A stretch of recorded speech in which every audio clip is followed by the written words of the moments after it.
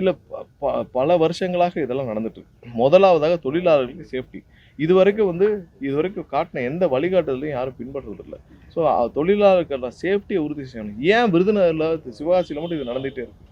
நெறைய பேருக்கு அவசரமாக அப்ரூவல் குடுக்கப்படுது. அது இல்லாம அதிக லாபத்திற்காக அங்க வந்து தொழிலாளர்களுக்கு அந்த சேஃப்டிய அவங்க காம்ப்ரமைஸ் பண்றாங்க. காட்டுற வழிகாட்டுதலை பின்பற்றதில்ல. இதுக்கு அதிகாரிகள் தான் முதலாவதா, அதுக்கப்புறம் அங்க இருக்கிற அரசியல்வாதிகள் தான் காரணம். ஏன்னா எல்லா இடத்துலயும் அங்க இருக்கிற தொழிலாளர்களுடைய சேஃப்டி ரொம்ப முக்கியம்.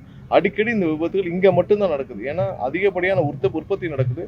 அதே நேரத்துல தொழிலாளர் சேஃப்டியை மைண்ட் பண்ணாம லாபத்தை மட்டுமே கணக்குல வச்சு பண்றாங்க. இதுல அங்க இருக்கிற அதிகாரிகள் எல்லாமே காம்ப்ரமைஸ் பண்றாங்க. போய் இன்ஸ்பெக்ஷன் பண்றாங்க.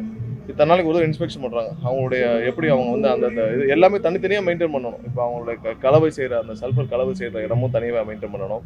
அப்புறமா அவங்க கட்டுமானம் பண்றதெல்லாம் தனியா மெயின்டைன் பண்ணணும். ஸோ எல்லாத்துக்கும் பண்ணி காங்கிரீட் இதை வச்சு டெஸ்டிங் தனியா பண்ணுவாங்க. அதுக்கும் தனியா இருக்கணும். ஸோ இது எல்லாம் இல்லாமல் நிறைய இடத்துல இருக்கு. அந்த ஹீட் மேனேஜ்மெண்ட்டும் சரியா இல்லை. ஸோ இங்க மட்டும்தான் இது நடக்குது. ஸோ இதை சரி பண்றதுக்கான ஒரு ஸ்டெப்பாவது இவங்க இந்த அரசியல்ல அதிமுகவும் சரி திமுகவும் சரி ஏதாவது பண்ணியிருக்காங்களா?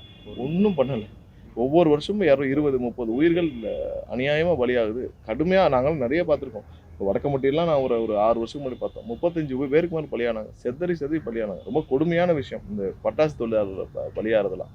ஒன்றுமே தெரியாமல் தினக்கூலியில் போய் 500, 1000க்கு போய் அவ்வளோ கஷ்டப்பட்டு உயிரையே இழக்கிறது ரொம்ப கொடுமையான விஷயம். அது சரி செய்கிறதுக்கு இது வரைக்கும் இவங்க எந்த வழியும் பண்ணல. அவங்களுக்கு இன்சூரன்ஸ் இருக்கா? கிடையாது. அவங்களுக்கு இன்சூரன்ஸ் கூட கிடையாது. ஒரு அரசாங்கத்துலேருந்து அவங்களுக்கு இன்சூரன்ஸாக இன்சூர் பண்ணணும். எவ்வளோ பெரிய ஒரு ரிஸ்கான ஒரு ஒரு வேலையில் இருக்காங்க. நீ கிட்டத்தட்ட ஒரு ஒரு ஒரு நெருப்பு மேலே அவங்களோட வேலை. அவங்களுக்கு இன்சூரன்ஸ் இருக்கா? பாதுகாப்பு இருக்கா? எதுவுமே இல்லை. அப்பாவி பெண்கள், அப்பாவி பசங்க வந்து போய் அவங்களுடைய தினமாக அவங்களுடைய வாழ்வாதாரத்துக்காக போய் பலியாகிறாங்க. இது வரைக்கும் எந்த ஸ்டெப்பும் எடுக்கல அரசாங்கம். கண்டிப்பாக நாங்கள்லாம் வந்து அண்ணன் விஜய் அவர்கள் தலைமையிலான அரசு அமர்ந்த பிறகு இதெல்லாம் சரி செய்யப்படுவது. நிறைய விஷயங்கள் மக்களுக்காக இவங்க யோசிக்கிறதே கிடையாது. கண்டிப்பாக மக்களுக்காக யோசிச்சு தான் எல்லா விஷயமும் சரி பண்ணணும். அது கண்டிப்பாக நாங்கள் தான் சரி பண்ண முடியும். இவங்க யாருமே அதை சரி பண்ண மாட்டாங்க. எத்தனை வருஷமாக பார்த்துட்டு இருக்கோம். எதுக்கும் எந்த ஸ்டெப்பும் எடுக்கல.